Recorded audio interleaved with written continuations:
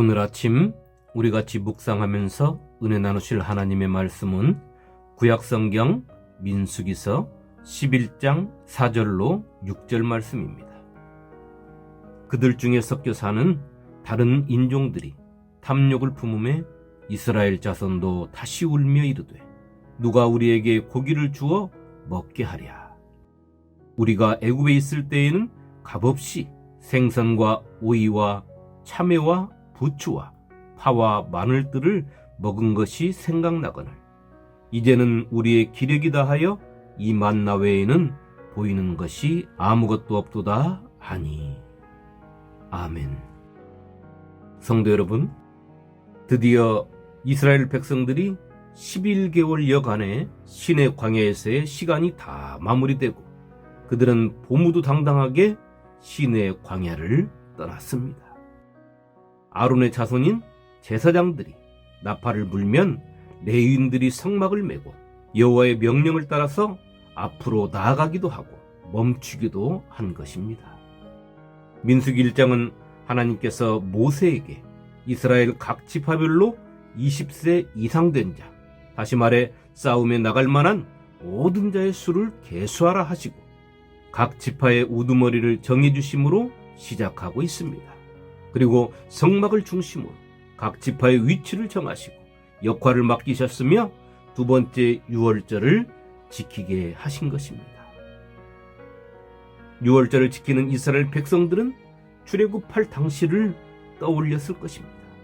430년의 종살이를 하나님의 크신 은혜로 끝내고 이제 하나님께서 우리 조상들에게 언약하신 땅으로 우리가 가는구나 하며 그들은 얼마나 가슴 벅차했겠습니까?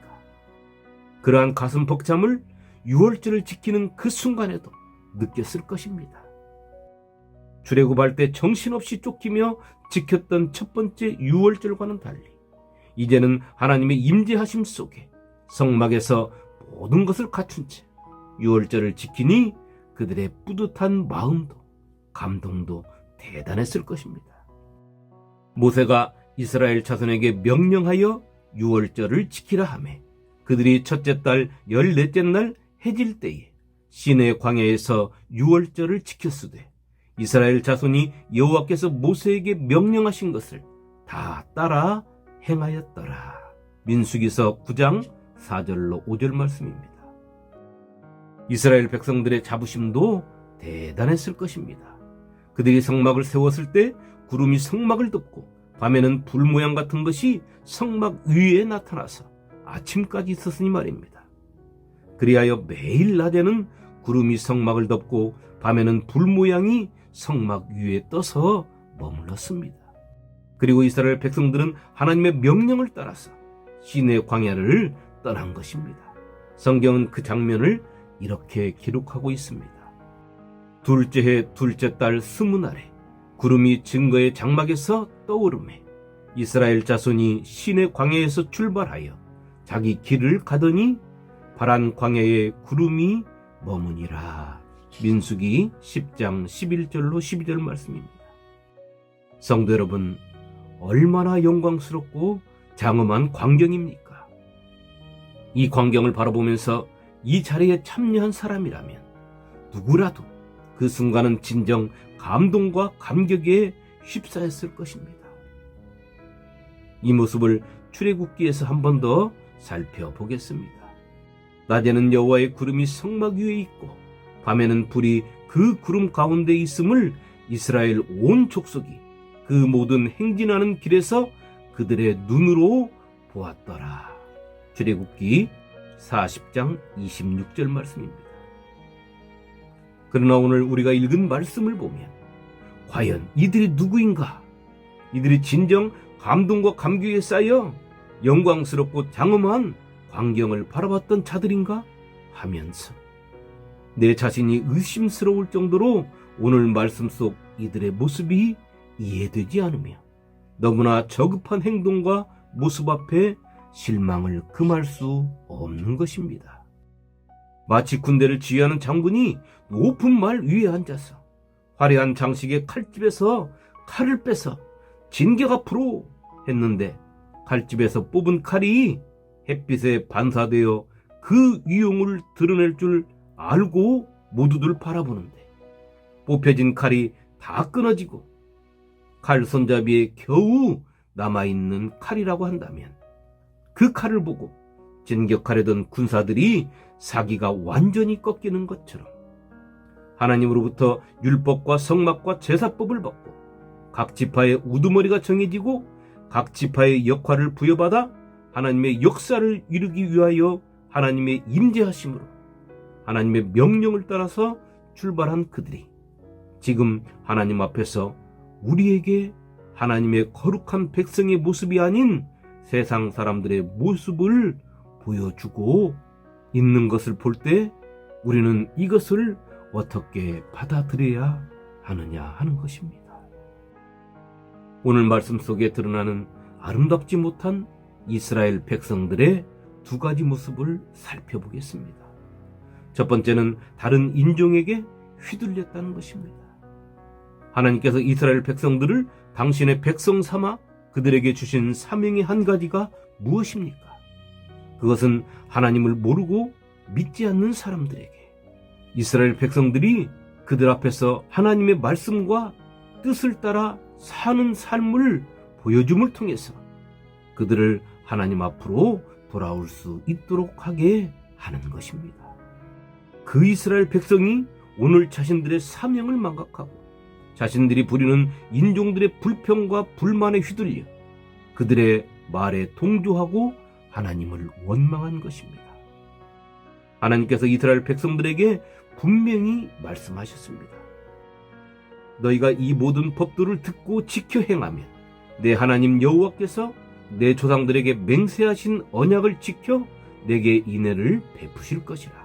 곧 너를 사랑하시고 복을 주사 너를 번성하게 하시되 내게 주리라고 내 조상들에게 맹세하신 땅에서 내 소생에게 은혜를 베푸시며 내 토지 소산과 곡식과 포도주와 기름을 풍성하게 하시고 내 소와 양을 번식하게 하시리니 내가 복을 받음이 만민보다 훨씬 더하여 너희 중에 남녀와 너희의 짐승의 암수에 생육하지 못함이 없을 것이며 여호와께서 또 모든 질병을 내게서 멀리하사 너희가 아는 애굽의 악질에 걸리지 않게 하시고 너를 미워하는 모든 자에게 걸리게 하실 것이라.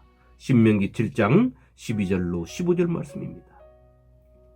이렇게 하나님으로부터 언약을 받은 이스라엘 백성들이 자신들의 눈으로 하나님의 온갖 능력과 영광을 보면서도 자신들의 눈을 땅에 받고 그들의 기쁨을 자신들의 입이 즐거워하는 것에 자신들의 희망을 자신들의 배부름에 두었다는 것은 진정 슬픈 일이 아닐 수 없는 것입니다.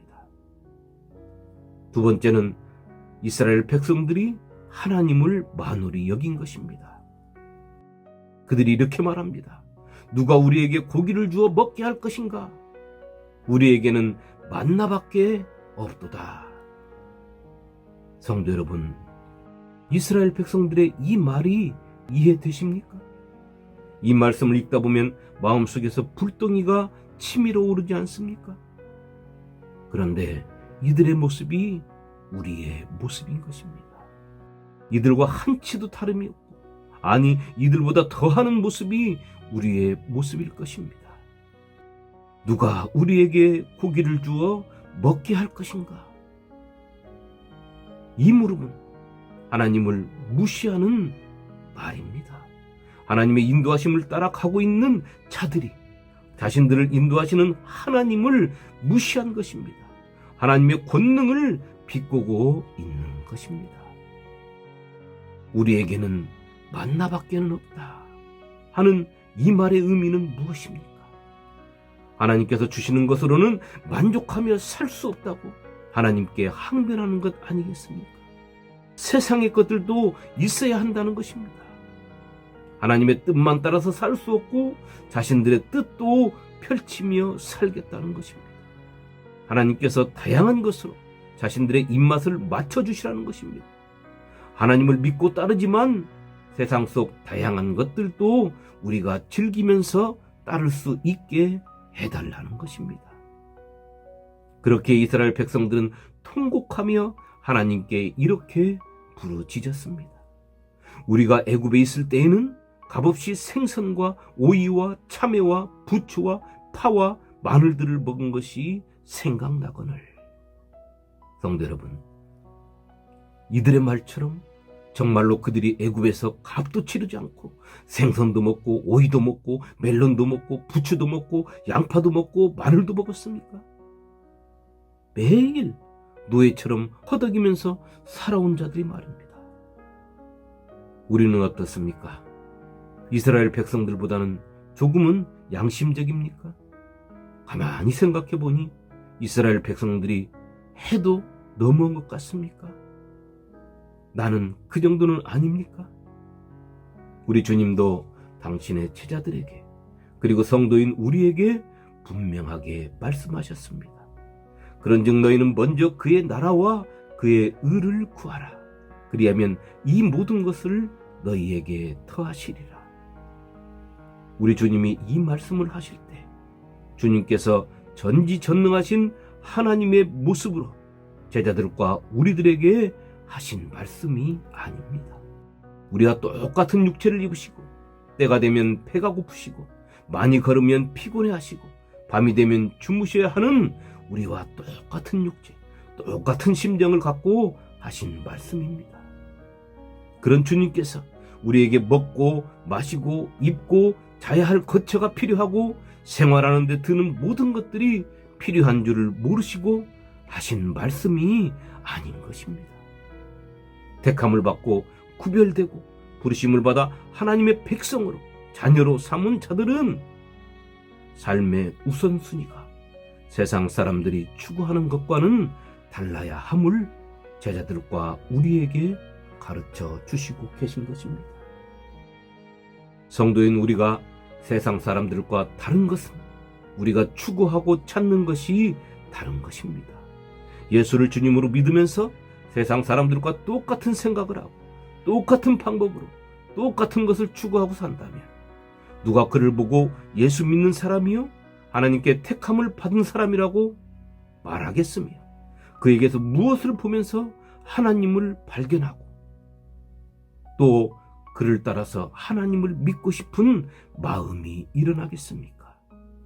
성도인 우리는 추구하는 것도 생각하는 것도 사는 모습도 달라야 하는 것입니다. 그것이 우리 주님께서 말씀하신 너희는 먼저 그의 나라와 그의 의를 구하는 것입니다. 이 삶이 하나님의 기쁨이시며 하나님의 영광이시고 우리의 기쁨이 되며 우리에게 임하는 하나님의 영광인 것입니다.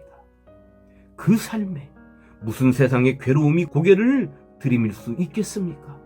그 삶이 무슨 고기를 먹어야 하고 오이나 멜론이나 부추나 양파나 마늘 같은 다양한 것들을 찾는 인생을 좋아하겠습니까?